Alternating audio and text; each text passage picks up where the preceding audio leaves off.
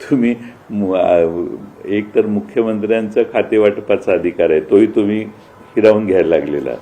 आम्ही सगळे राष्ट्रवादी शरद पवार साहेबांच्या मागं सगळे खासदार आमदार एकच संघ आहोत.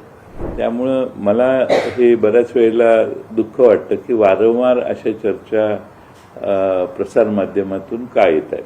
अशाही काही बातम्या चालतात की अर्थमंत्री पद हे अजून रिक्त आहे, तर जयंत पाटील यांची वर्णी अर्थमंत्री पदासाठी लागेल. नाही, असं आहे की मी कशाचाच विचार केलेला नाही. तुम्ही माझ्यापेक्षा इतका पुढं का विचार करताय?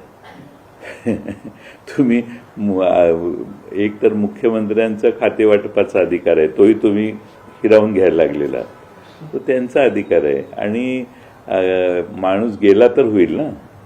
आम्ही सगळे राष्ट्रवादी शरद पवार साहेबांच्या मागं सगळे खासदार आमदार एकच संघ आहोत.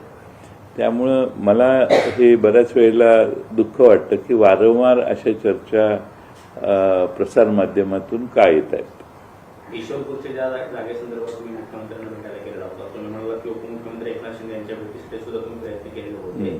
तो जमिनीचा जो विषय आहे तो महसूल मंत्र्यांच्या अखेरीत येतो का, आणि जर असेल तर त्यांच्याशी चर्चा करण्याचा तुम्ही प्रयत्न केलेला होता की याच्यावर? नाही, महसूल मंत्र्यांच्या अखेरीत तो विषय येत नाही. तो नगरपालिकेचा विषय नगरविकास मंत्री एकनाथ शिंदे यांच्याकडेच येतो. हे मलाही माहीत होतं आणि त्यासाठी त्यांच्या भेटीची काल आमचे नगराध्यक्षही आलेले, भेटीची प्रयत्न केला, पण ते त्यांचा फोनच बंद होते. मग नंतर कळलं की दिल्लीला रवाना झालेत ते, आणि त्यानंतर मग नगराध्यक्षच खरं माझ्यावर येणार होते, पण बराच वेळ झाला, भेटीची वेळ मिळाली नाही. मग मी नगराध्यक्षांना म्हटलं आज काय भेटायची शक्यता दिसत नाही, तुम्ही जावा. आणि त्यानंतर मला ते अटल सेतूच्या पलीकडे गेल्यावर मला कळलं की आपण 10:15 10:30 आलात तर चालेल.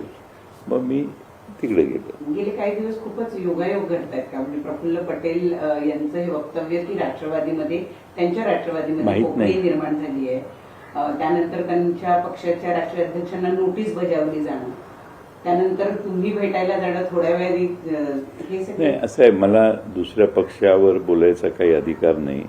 तो त्यांच्या पक्षाचा अंतर्गत प्रश्न आहे. माझ्या पक्षात अंतर्गत कोणतीही घालमेल नाही, सगळे शांत आहेत आणि आम्ही सगळे एकत्रित आहोत. त्यामुळं दुसऱ्या पक्षांवर मी बोलणं योग्य नाही. आणि कालच्या भेट जी आहे, आता हे आपण ज्यांचा उल्लेख करताय ते दोघं जर मला भेटले असते तर मी तुम्हाला सांगितलं असतं हो भेटले म्हणून. भेटच झाली नाही तर मी हो तर कसं म्हणू. त्यामुळं माझा काही त्यांच्याशी संपर्क होण्याचा प्रश्न यापूर्वी नाही.